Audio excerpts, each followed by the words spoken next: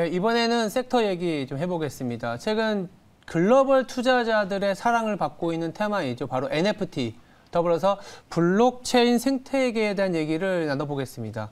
업계 전문가를 직접 모시고 자세한 얘기 나눠보도록 하겠습니다. 고팍스 최한결 사업개발 이사입니다. 안녕하세요. 네, 안녕하세요. 예, 일단 그 고팍스라는 기업이 어떤 기업이고, 사실 저도 옆에 있는 직원한테 그 코인을 좀 하는 친구한테 물어보니까 고팍스 아니? 물어보니까 안다고 하더라고요. 네. 예, 저는 죄송스럽게도 업비트나 이 정도밖에 몰랐는데, 일단 고팍스가 어떤 회사고 좀 어떤 업무를 하신지 잠깐 소개해 드릴 수 있을까요? 아, 네네. 네. 저희는 고팍스라는 거래소는 네. 법인명은 스트리미이고요. 업비트 아시듯이 네네. 업비트의 회사명은 두나무입니다. 두나무. 아, 네. 네네네. 저희 회사명은 스트리미이고 네. 고팍스는 저희 거래소 서비스명입니다. 네, 저희는 가상자산 거래소이고요. 네. 비트코인, 이더리움 다 네. 거래하실 수 있고, 마찬가지로 뭐 예적금, 비트코인 예적금까지 가능하세요. 네, 그래서 현재 가상자산 사업자 지금 라이센스를 기다리고 있는 상황입니다. 네, 아니 저도 나오다 보니까 약간 검색을 해봤는데 워낙 그 규제라든지 정도를 걸고 있다고 해서 선비 거래소 이런 예명도 있더라고요. 네. 알겠습니다. 일단 본론으로 들어가서 최근에 NFT 광풍이라고도 할 수 있습니다. 주식시장은 워낙 이 테마가 자주 왔다 갔다 하다 보니까 이번 주 같은 경우에는 관련 종목들이 다소 부진하겠지만 사실 NFT가 이렇게 단기에 끝나는 이슈는 아니지 않습니까? 네. 그래서 좀 자세히 물어볼 텐데 업계에서 일단 어떻게 보고 계시나요? 일단 버블이라는 네. 시각도 있겠지만 대체적으로는 새로운 산업이라고 보는 경향이 있는 것 같고요. 네. 또 기존 산업을 보완하는 역할도 잘 하고 있는 것 같습니다.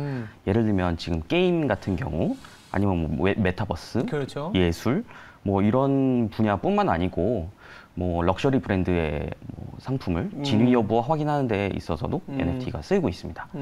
예, 그런 얘기는 뭐 결국에는 이 어떻게든 인간이 살아가는데 대부분의 뭐 마케팅 도구일 수도 있고 네. 계속 커져나가는 뭐 부산물일 수도 있고 이제 메인일 수도 있고 이게 목신각신하면서 계속 커져나갈 수 있는 산업이다. 네네. 이렇게 얘기는 하셨는데 이제 최근에 NFT 주식시장에서는 관심 있게 보기 시작한 건 이제 위메이드라는 게임 업체에 의한 트리거 작용이 좀 있었다고는 보고 있는데 그래도 업계에서는 그래도 NFT를 언제부터 좀 인지했고 좀 기폭제가 된 이벤트가 있었을까요? 네네. 네. 일단 최초의 NFT는 최초라고 할 수 있을지는 모르겠지만 크립토펑크라는 크립토펑크. 네네. 그 만 개의 초상화 픽셀로 된 초상화 유명하죠. 최근에 많이 나오잖아요. 네네네. 그 NFT계의 조상이라고 할 수 있죠. 비트코인 같은 존재인데 그 이후에도 크립토키티라는 그 고양이 교배 게임이 있었어요. 예, 그게 이제 블록체인 네트워크를 굉장히 혼잡하게 만들면서 굉장히 떴었죠. 예, 그리고 작년부터도 그 엑스 인피니티 같은 게임들이 있었습니다. 거기에서는 이제 필리핀 같은 곳에서는 굉장히 많이 해서 나라 경제를 지탱하고 있다. 우스갯소리로 하더라고요. 예. 네네. 일단 그 크립토키티를 이렇게 얘기하다 보니까 이 혹시 민팅이라는 것도 잘 아시죠? 네네. 그 민팅이라고 해서 오픈시에서 그게 거래됐던 거 그건 말씀하시는 거잖아요. 아닌가요? 제가 잘못 알고 있나요? 네, 그 오픈시에서는 뭐 다양한 NFT들을 모두 사거나 팔 수 있습니다. 이것도 거래소 같은 개념이죠. 네네. 근데 보통 NFT라는 것이 유일무이한 경우가 굉장히 많아요. 그러니까 NFT 자체가 사실은 누구나 다 가질 수 있는 거를 특허라고 해야 되나요? 그것만 갖고 있는 하나의 맞습니다. 어떤 대체 가치, 불가능하죠. 아이덴티티를 얘기하는 거지 않습니까? 네네네. 근데 이제 저는 좀 놀라운 게 최근에 저희 이제 밀레니엄 뭐 MZ 세대라고 하는데 NFT를 본인들 다 만들고 있더라고요. 네네. 이게 가능한 얘기인 건가요? 네. 네네. 그 이더리움 블록체인에서 일반적으로 이루어지고 있는데 그 형식이 있습니다. 보통 우리가 토큰을 발행하는 것 자체가 사실 그 형식에 맞추다 보면 어렵지는 않아서 NFT를 발행하는 것도 뭐 그 형식에 맞추다 보면 어려운 일은 아니에요. 그러니까 이제 우리가 이제 뭐 이제 증권사에서도 그런 보고서가 나왔었어요. 전통적 뭐 은어긴 하지만 꼰대 마인드로는 접근하면 절대 안 되는 이제 세상이 바뀌고 있는 거를 인정하자라는 부분이라서 저도 이제 그런 단어들이라든지 민팅은 뭐냐면 제가 이제 부연 설명해 드리면 이제 뭐 가상자산, 그러니까 어떠한 실물 자산이든 그런 거를 이제 NFT화 시키는 거를 민팅이라고 하잖아요. 발행이라고 보시면 될 것 같아요. 발행이구나. 네네네. 그러니까 개인들도 이제 이 민팅을 통해서 NFT를 만드는 그런. 그래서 요새 그러다 보니까 저희가 이제 어디로 확장될지에 대한 얘기를 들리려는 차원에서 이 얘기를 하는 건데 예술업체 내지는 작가들, 이제 아티스트들이 예를 들어서 어떠한 미술 작품을 굉장히 유명한 미술 작가 같은 경우에는 뭐 갤러리에서 이제 이게 자판 넣어놓고 팔듯이 팔아주지만 네네. 그렇지 않은 경우에는 실력이 있음에도 불구하고 부각이 안 되다 보니까 이런 NFT화 시켜서 팔고 있다라고 볼 수 있는 거예요. 그래서 저도 생각하기에는 예술과 게임에서 이렇게 먼저 치고 나갔는데 그렇다면 이 NFT라는 게 어디로 좀 확장이 될지에 대한 게 또 궁금해지더라고요. 네. 어디로 좀 확장될 것 같으세요? 굉장히 그 다양한 분야가 있을 것 같아요. 말씀하신 것처럼 예술 분야 같은 경우에는 네네네. 현재 갤러리에서 가야지만 그 예술 작품을 보고 살 수 있다고 하면 NFT를 통해서 국제 거래를 할 수도 있는 거죠. 그런 거래를 통해서 뭐 저희 디스플레이가 있다고 하면 그냥 집안에 걸어 놓을 수 있는 거고요. 그 진위 확인을 통해서 그 활용할 수 있는 분야는 굉장히 많을 것 같아요. 특히나 현재 메타버스 세계가 요즘 뜨고 있잖아요. 그렇죠. 거기에서 나만의 것들을 소유할 수 있다는 느낌으로 확장은 가능할 것 같습니다. 예를 들면 메타버스에서 나만의 럭셔리 아이템, 뭐 흔히 말하는 그 뭐 브랜드들이 있잖아요. 그렇죠. 현실 세계에서 가질 수 없었다고 하면 메타버스 내에서 가져보는 것도 가능할 것 같아요. 이게 그러니까 이게 참 그 전통적 꼰대 마인드로 접근하면 절대 안 된다. 네네. 이 생각이 갈수록 들 수밖에 없는데 일단 나만의 것을 보이지 않는 곳에서 갖고 있다라는 그 충족감. 2000년대 초반에 이제 싸이월드를 했던 본인 입장에서도 이해는 되지만 또 거기에 그렇게 많은 돈을 투여하겠냐 이런 좀 의구심도 있어서 조금 더 이제 실생활과 관련된 확장성을 얘기 나가면 질문 주신 거에 답변은 이제 디파이라고 하셨는데 제2의 이제 NFT 기술을 그쪽으로 보시는 거죠? NFT 같은 경우, 디파이 같은 경우에는 NFT랑은 살짝 무관하기는 하고요. 그러니까 블록체인 기술을 이용한 하나의 어떤 기술이라고 해야 되나? 탈중앙화 금융인데 블록체인 기술 같은 경우에는 사실 활용할 수 있는 분야가 굉장히 많습니다. NFT라고 NFT는 그 중에 그냥 하나인 거고요. NFT 같은 경우에는 뭐 할 수 있는 것들이 굉장히 많다고 아까 말씀을 드렸는데 예를 들면 뭐 현재 지폐라던가 특정 어떤 주화라던가 아니면 심지어 제 아파트를 NFT화해서 거래를 할 수 있게 만들 수 있거든요. 그게 STO죠.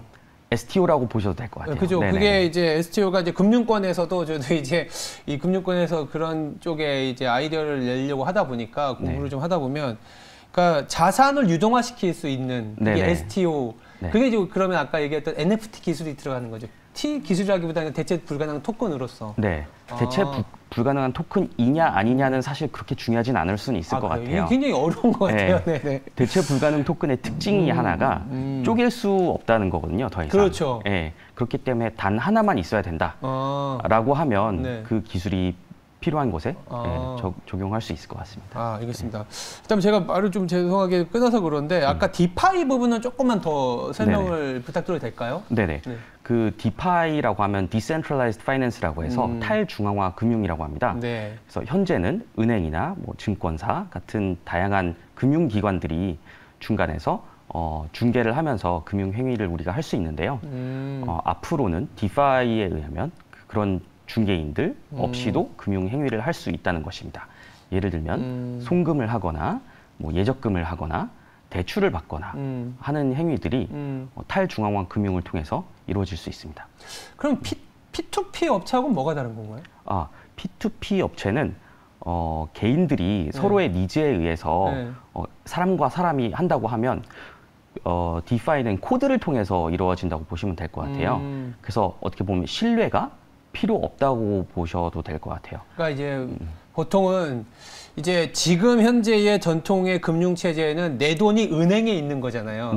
그 은행이 알아서라는 거는 그 은행을 믿는다라는 예금자의 신뢰를 바탕으로 은행이 돈을 빌려가는 사람들의 신뢰를 또 측정해서 그 중개 작업을 하는 건데 이 디파이 같은 경우에는 내 돈이 나한테 있는 네. 그런 개념이라고 볼 수 있는 거잖아요, 그죠?